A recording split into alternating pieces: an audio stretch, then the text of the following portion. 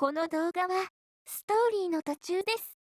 最初から見たい場合は概要欄またはチャンネルページの再生リストからご視聴ください。なお、外国語に対応した字幕をつけておりますが、自動翻訳ですので、精度が低いことをご理解ください。それでは、本編をお楽しみください。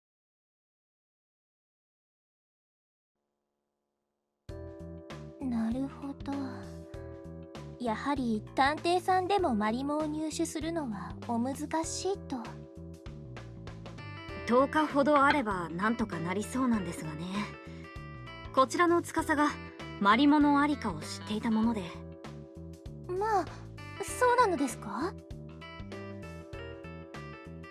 一応多分ですけど、阿寒湖のマリモといえば現代では有名ですし、ただどうしても移動に時間がかかってしまいますね。阿寒湖ですか。知っていますか、メリッサ？確か北海道東部にある湖かと。訪れたことはありませんが。北海道ってどうやって行くんやろ ?100 年前って。トンネルねえやろ。トウコさんは事務所に来た時と同じくメリッサさんを連れており、俺たちは揃って同じテーブルを囲んでいた。ここはカフェ。今も昔も変わらない憩いの場所。次なる情報収集の場としてトウコさんに提案されたのがここだった。でも確かにこの時代のカフェって情報交換の場としても活用されてたらしいし、それは知っとるんだ。いいアイディアかもな。この場所もなんとなく現代的、現在のカフェもレトロ志向なところは多いし、なので、もうなので俺としては割と落ち着く雰囲気だった。ちなみにコーヒーは1杯5000である。いいな司、これ1杯でかけうどんと同等だ。朝まで粘るぞ。迷惑ですよ、いくら広いとはいえ。所長はカフェにはあまり馴染みがないらしく、先ほどもその値段を聞いて目をひんむいていた。紅茶糖だからというのもあるだろうが、おそらく大半の理由はお金だろう。お気になさらず、探偵さん。これも調査の一環なのですから。お代なら私が出しますわ。司さんも何でもお好きなものを。私もよくここで軽食を済ませるんですのよ。いいんですか？確かに俺たちは昼食をとってないし小腹も空いている。だが所長にも探偵として年長者としてのプライドがあるはずだ。果たしてこのなんかおなじみになってきたな、このネタ振り、前振りか。この主人公司の回想の前振りがあってのその所長が。失礼、店員さん。はい。この品書きにある焼きサンドイッチ、フレンチトースト、ライスカレー、オムレツ、バニラアイスクリームを頼む。っていう感じの流れ。それでこそ彼女だ。おお、なるほど。そこでもう返してきたか、ツッコミではなく乗ってきたか。ということはこのくだりはもう今回で終わりかな。さすがに何回も味がしないってのは分かっとるからさ。なるほどな。うまいな。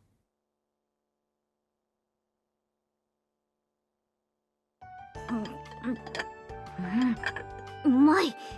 なかなかいけるな。ホットサンドとは国を思い出す。ホットサンドなんて100年前にあったんだ。あ、美味しい。喫茶店の定番メニューはあまり変わってないんだな。テーブルにずらりと並んだ軽食の数々。具材の違いこそあれど、ラインナップは100年後のものとそう変わらない。それこそ外国で親しまれてきた組み合わせはやはり鉄板なのだと悟った。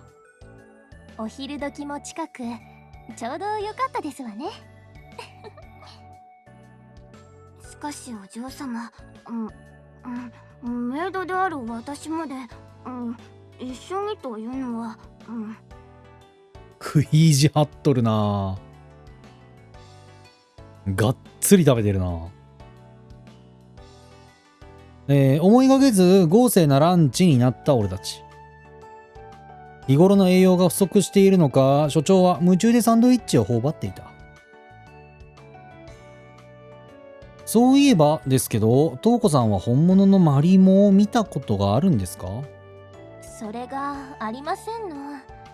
親戚のおじさまからそういったものを教えてもらって。あ、そういえばおじさまも北海道出身でしたわ。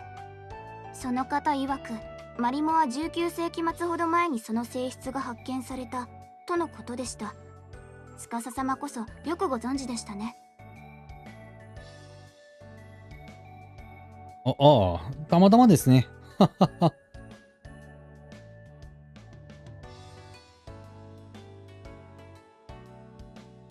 俺とてこの時代に生きていたらそんなのきっと知らなかっただろう。マリモは現代じゃ一時期ブームにもなってたし、そう考えれば知識なんてのは環境にだいぶ左右されるものだ。本来の目的を忘れてはいないだろうな、司。聞き込みを開始せよ。喫茶店でいきなり知らない人に話しかけるの結構勇気がいりますよ。カフェは大人の社交場だ。少し物を尋ねるくらい問題はない。了解です。こういうのはトライアンドエラーが大事そうですし、当たって砕けてきます。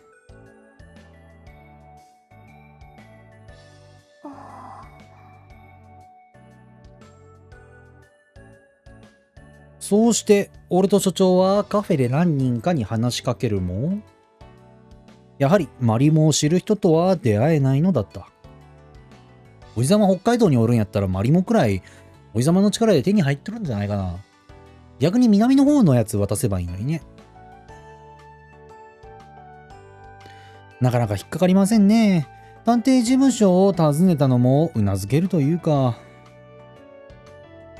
誰も聞いたことすらないとはな。どうやら本当に珍品らしい。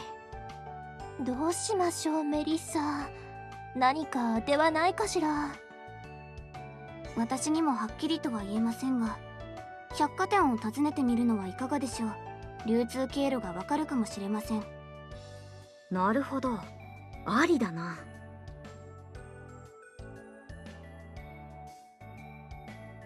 メリッサさんが指し示したのはどんとそびえる銀座の百貨店。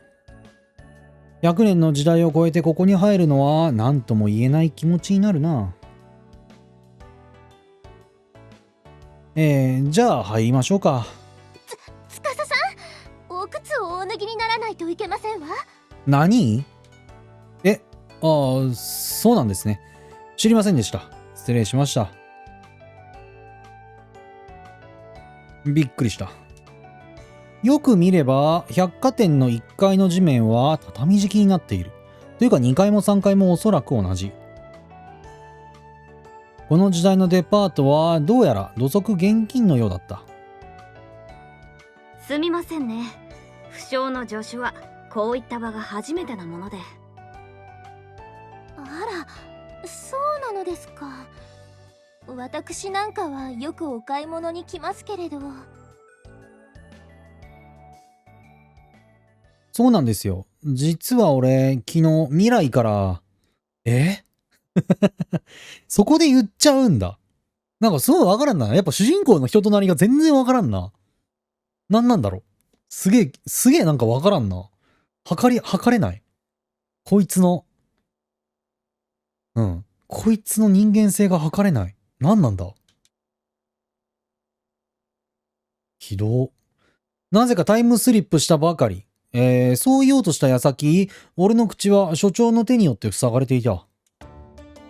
未来から？ミラノですよ、ミラノ。司はイタリア帰りでしてね。日本の風習に慣れていないのです。まあ、そうだったのですね。強引に俺を押さえつける所長。これ以上は喋るなということらしかったが、言っちゃダメなんですか所長。騙すのは気が引けるんですが、それを騙すとは言わんないけどな。説明すれば長くなるから後で話そう。今とりあえず言えるのは、我が事務所の信用を落とすなということだ。確かに。未来人なんて信じてもらえるはずもなく、クライアントに話すなんてのは、確実に心象が良くないな。では入りましょう。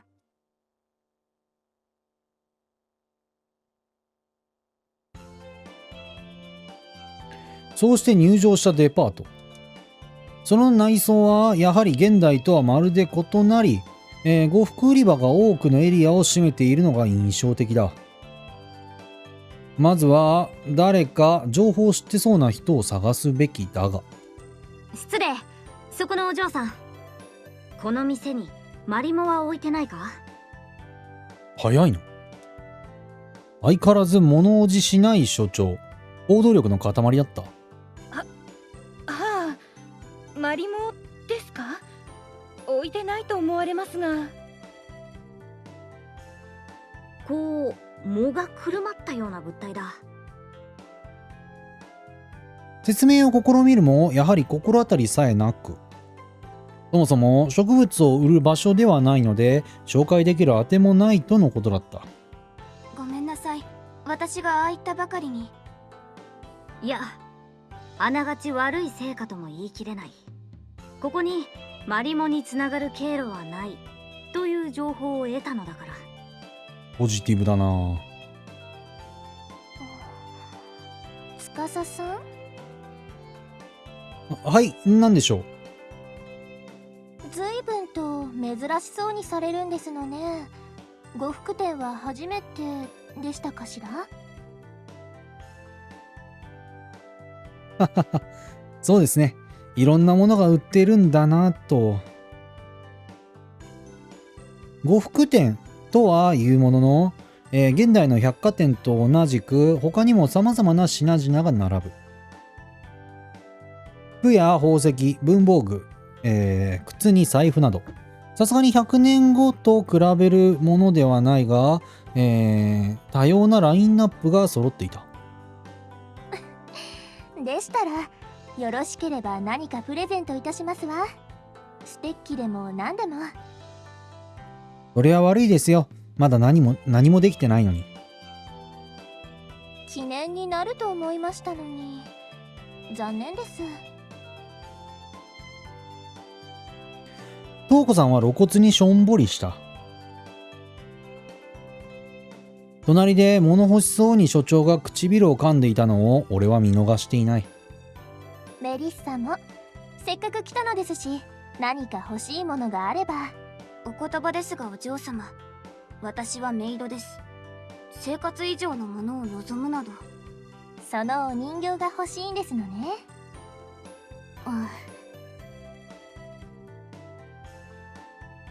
メリッサさんは口では断りつつ、しっかり手元に兵士の人形を握っていた。この二人の関係もわかるようでわからなくないな。主にメリッサさんがつかみどころないんだけど。ミリオタなんだな。あら。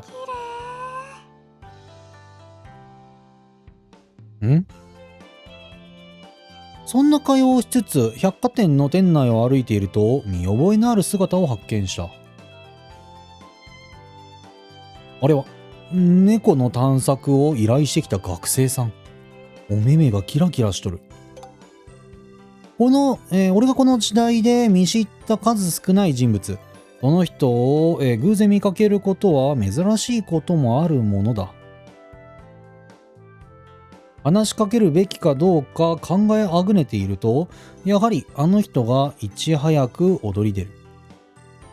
今日も学校帰りか？探偵さん、昨日は本当にありがとうございました。蘭丸は元気にしてますか？助手さんも。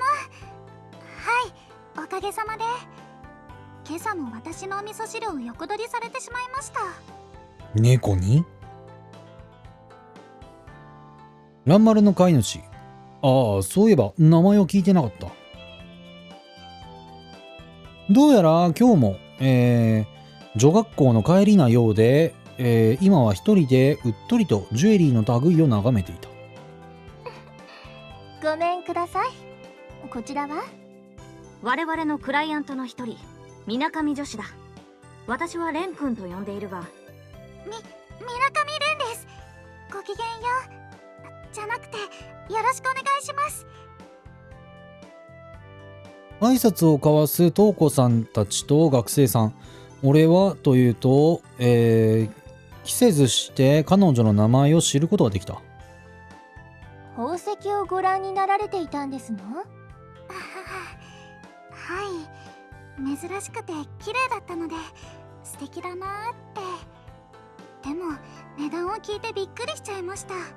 とても手が出せません。ガーネットか。宝石類の価値は今も昔も変わらないというところか。物価のインフレはともかく、俺たちみたいな、若者に手が出せる代物じゃないのだろう。だから、せめてショーケース越しにその輝きを楽しんでいると。おい、このケースの宝石類を全部買うぞ。すぐに包んでくれ。成金の成田さんだ。はい。あ、すげえ。全部ですか？そう言っておるだろう。金ならある。まさか疑っとるんじゃないだろうな。こいつあれやろ。お札を燃やして明かりを灯しとるおじさんが元ネタやろ。いえ、めっそうもございません。対角線上ではそんな豪気なやりとりが交わされていた。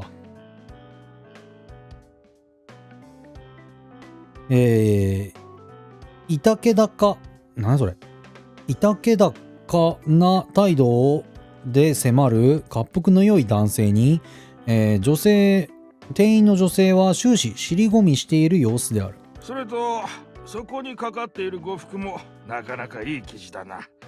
ついでにそっちももらっていこ申し訳ございません。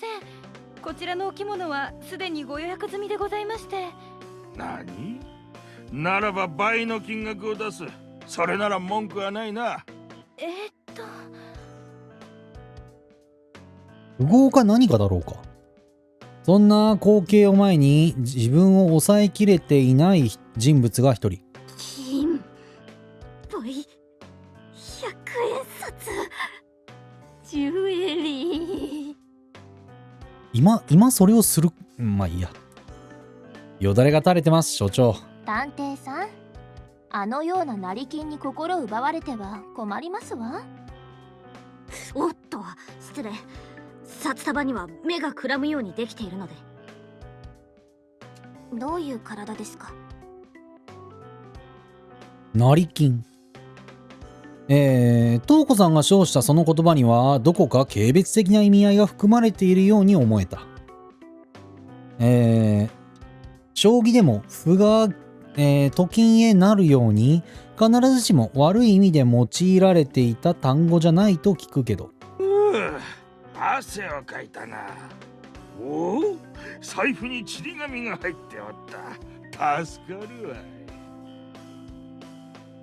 うわあ、わざとらしく周りに聞こえるような独り言を漏らす男性。ちり紙と、称して取り出したいくらかわかんないけどお札で汗を拭いてそのまま捨てている。すんごいな。この時代のその印刷技術ってこの時代の印刷技術っていうのであればそんなに精巧なもんじゃないからインクが染み出して顔中インクだらけになるんじゃない？大丈夫？コント以外で初めて見たな、あれ。すごいですね。宝石をまとめて買ってしまうなんて。お言葉ですが、あのような浪費の仕方に水上様が憧れる必要はないかと。お金をどう使うかは個人の自由ですけれど、人様の予約を押し切ってまで買い占めようなんて厚かましい気がしますわ。そういえば、あれも大正時代くらいだっけ？教科書にも載っていることで有名な風刺画を思い出す。どうだ、明るくなってただろうなんて言いながら、お札を照明代わりに燃やしているあの絵だ。まさにそれの生き写しのような存在をこの目で見られて、俺は奇妙な感動を覚えていた。ほれ、早く持ってくるがよい。それとも金が足りんか？まだまだあるぞ。いえ、ただいまお持ちいたします。太鼓っ腹を叩きながら、店員さんを顎で使う男性。何にせよ、近寄りがたい雰囲気はありありと察した。だというのに。失礼、そこの御仁。マリモをご存知ではないか？さすがというかなんというか、まるでひるまない強胆さで彼女は男に声をかける。マリモ？なんだそれは。そしてお前は誰だ？浅草の将棋か？違う。どさくさに紛れて尻を触ろうとする男の手を所長は、毅然とした態度で払いのける。が、さらにそのどさくさに紛れて、ご存知でないか。ならば悪かった。これにて失礼。待て女。なんだその歩き方は。足で捨てたお札を引きずっとるんやろ？右足を地面につけたままじりじりと下がる所長。どこからどう見ても不自然だ。案の定、彼女の右足は男の捨てた、なこれ。金札でいいのかなを踏んづけており。これは偶然。たまたま落ちていたお金を踏んでしまっていたようだ。まあ、仕方ないので、これは私のものということで。待てー！所長。どっちもどっちですわ。だな。頬に手を当ててため息をつく瞳子さん。多分全く異なるベクトルであの二人に呆れている。まったくどさくさに紛れてわしの金をすろうとするとは。いやしい女だわい。確かに。確かに。いやしいことこの上ねえな。捨てた金を自分で拾う方がいやしいだろうに。なんじゃと？まあそれもそうなんだ。どっちもどっちなんだよ。捨てた金をわざわざ拾い上げる男性に所長は露骨な嫌味をこぼした。背丈は所長の方が高いので正面から威圧しているようにも見える。まあいい。失礼したな。私はこれで。待て！そのマリモというのは何だ？何のことだ？しらばっくれるでない。お前が口にした言葉じゃろうが。男性はどうやら所長の、尋ねたマリモのことが気になったようで、その後もしばらく食い下がっていた。仕方ない。話してやってくれ、司。はい。俺は男性にマリモの特徴を説明した。ただの藻を丸めたものではないから貴重だというのからしい。だろ、司。そうですね。長い歳月をかけて天然にそういったものができるのが大事というか。珍妙なものを探しておるのだな。で、それはいくら出せば手に入るのだ？お金の問題というより最近発見されたものなのでどこで入手できるかも不明なんです。詳細不明の貴重な珍品。その情報を聞いて男性は興味を持ったようだったが、やはりマリモについては知らないようだった。時間を取らせてすまなかった。失礼する。彼は不服そうに鼻を鳴らすや、そのまま、カッポでいいのかな、カッポして行ってしまった。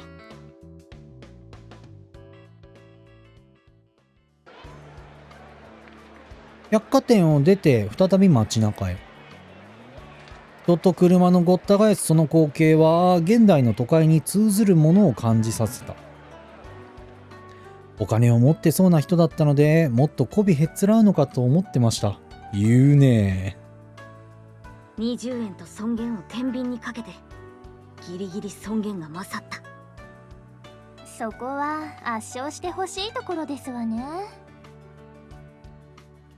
というか、トウコさんやあの人を見てて思ったんですが、やっぱりこの辺りは裕福な人が多いんですかね。お前、私を目の前にしてよくそんなセリフが言えたものだな。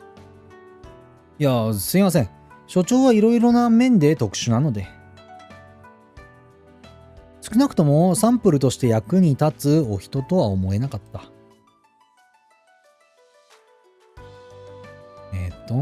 対象といえばロマン。こちらもあくまで未来のイメージでしかないが、やはり華やかな印象というのは拭えずにいる。私が言うことではございませんが、この国における貧富の差はかつてないほど広がっていますわね。そういうものですか。明日の食費に困る方が大勢いる一方で、私どもの家やあのように成り上がった方もいる。事情によりけりですわ。私のうちもいつも苦しいって言ってます。主に先の大戦の影響ですね。造船業や鉄鋼業などは爆発的な利益を得たと聞きます。ただ戦争特需で成り上がった成金の方々も多くは昨今の不景気で落ちぶれたと聞きましたが。それはいわばバブル。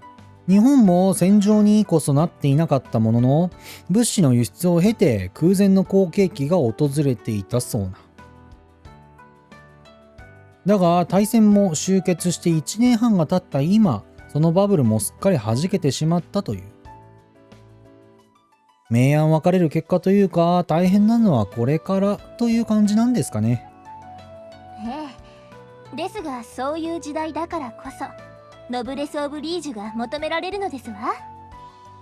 なるほど。バッチリ決まりましたわね。ノブレス・オブリージュ？持つべきものの義務みたいなことやね。裕福な人は貧乏人を助けなきゃいけないみたいな貴族思想だね。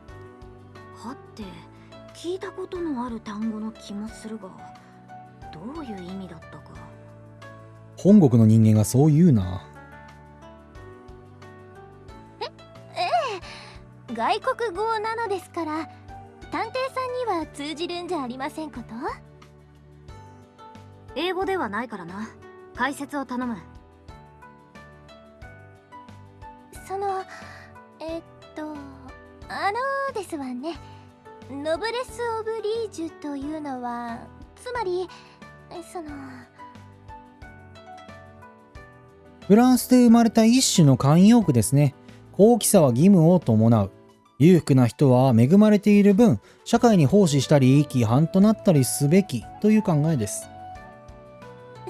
そうですわ。そう言いたかったんですの。誰が言い出したのかまでは覚えてないけど。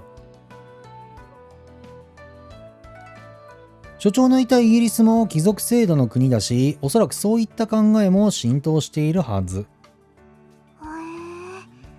私には実感ないんですけど、お金持ちの人も大変なんですね。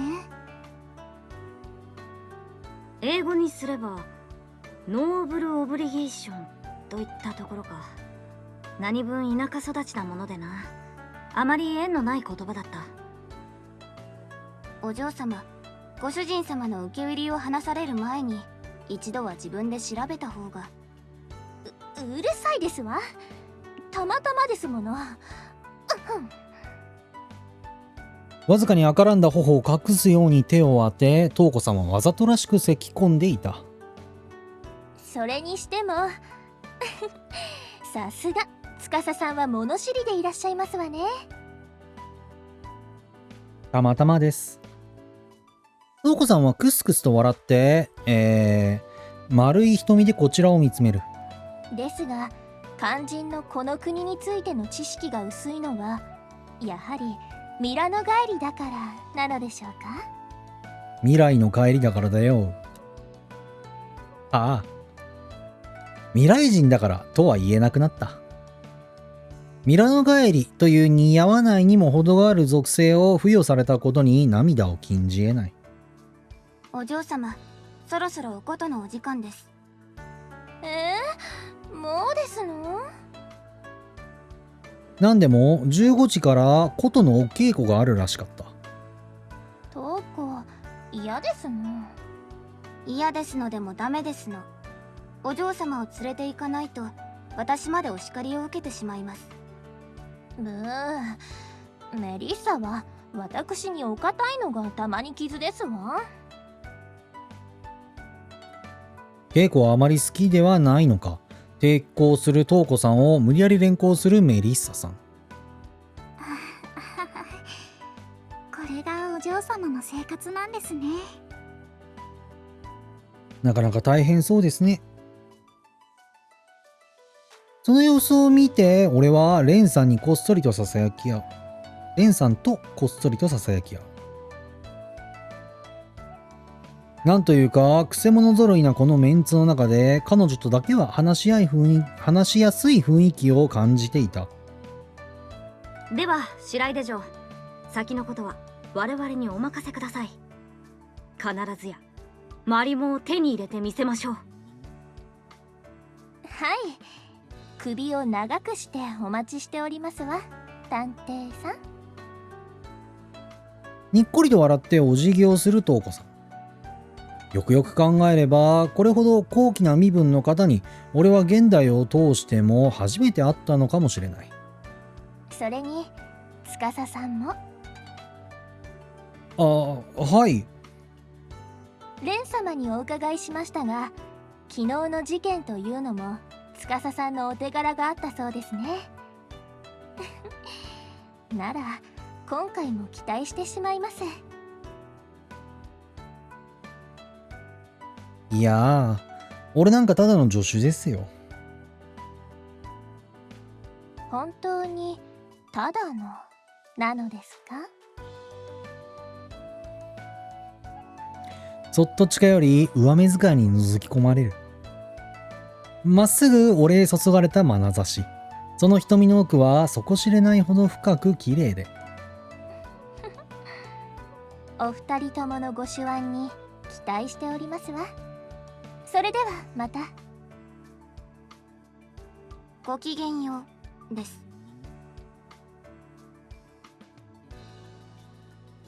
そうして、彼女たちとはここでお別れとなった。俺と所長、つまり、チェリー探偵事務所の人員とたまたま居合わせたレンさんだけがその場に残る。しかし次はどうするか。銀座でも手がかりが得られないとなると。また別の人通りの多い場所ってところですかね。本当ならもっと効率よく、それこそ北海道の人なんかを集中的に当たりたいところだが、俺はこの時代につても土地勘も何もない。昨日の猫探しとは違って所長のことを助けられないのが歯がゆかった。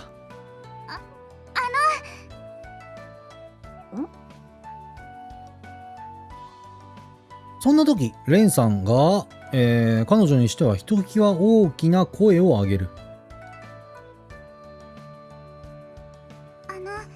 よかったら私にも手伝わせてもらえませんか？手伝うって、俺たちの案件を？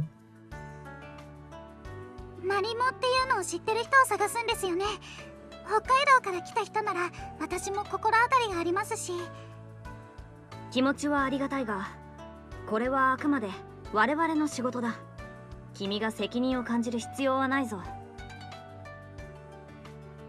いえ、昨日私はお金も払っていないのに蘭丸を見つけていただきました。その恩を返したいのです。なるほど。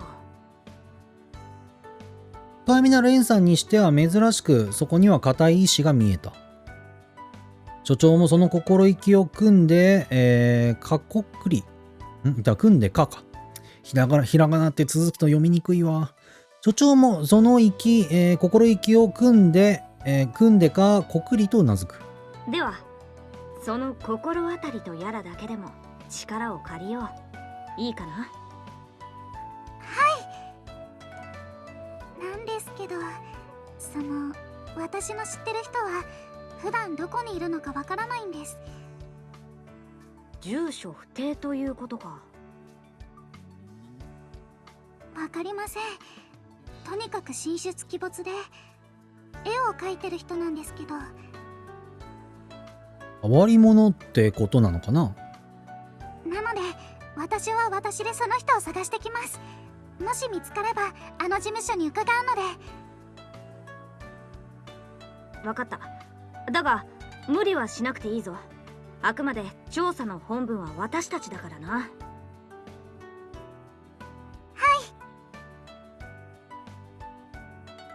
嬉しそうに返事するレンさん。もしかするとやはり昨日の件はどこか心残りだったのかもしれない。ならば二手に分かれよう。司よ、私たちは駅へ向かうぞ。ここからすぐだ。了解です、所長。